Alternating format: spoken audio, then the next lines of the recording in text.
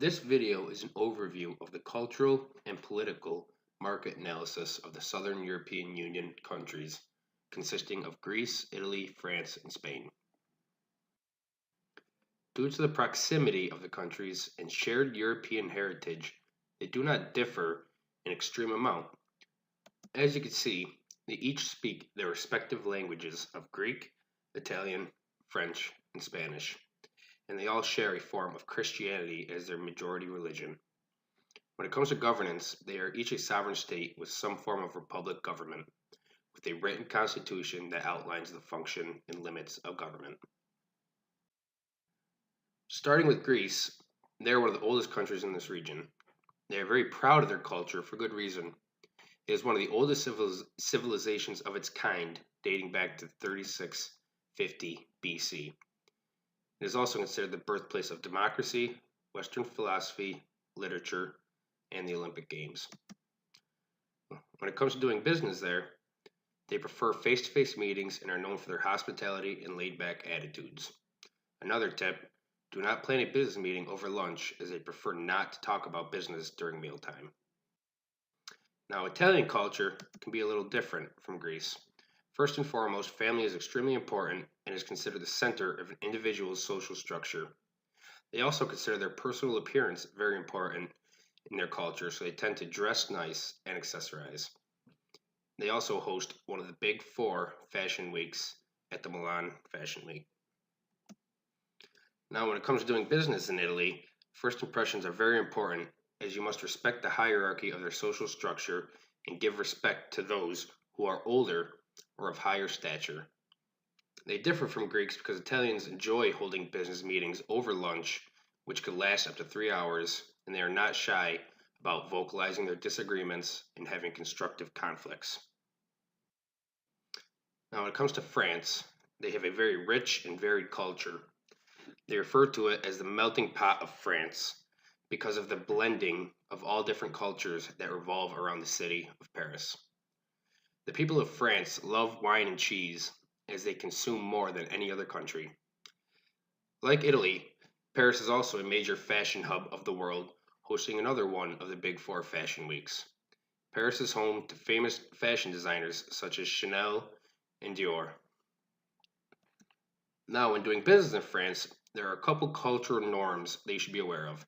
They tend to have a high level of formality, and monsieur and madame should always be used when addressing someone. They also often use comprehensive contracts for all negotiations, as attention to detail is vital.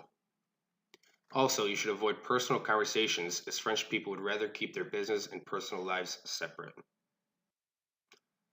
Last but certainly not least, Spain has one of the most unique cultures in Europe. They are known for their lively festivals, such as the annual Running of the Bulls in Pamplona and La Tomatina Festival in Valencia, where they have a giant tomato fight right in the streets. Another staple of Spanish culture is the siesta. This is where workers go home for a couple hours at noon to either socialize or nap before returning to work. This started back in the day to get out of the midday sun as it was excruciatingly hot in the early afternoons. The business culture in Spain is more personal as you are expected to answer questions about your background and family life.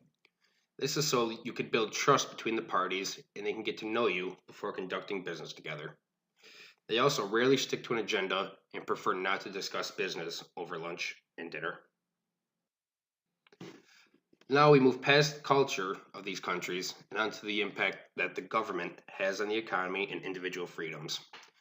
The Index of Economic Freedom is a nominal ranking that represents the individual freedom a person has within that country to pursue their own economic interests without government intervention. All four countries score in the mid to low 60s, which is moderately low compared to other countries. For example, the United States ranks 18th with a score of 75.7. This final comparison represents each country's risk rating as it pertains to the risk of investing in this country. Sometimes called the political risk, it takes into account the risks of possible changes in the business environment, regulatory changes, currency devaluation, and civil unrest. Now you can see France and Spain have a very low risk, with Italy being slightly higher. Now the main takeaway from this slide is Greece. Since the financial crisis in 2008, Greece has been in a debt crisis. Their current debt is 180% of their GDP, which scares a lot of investors away from investing in this country.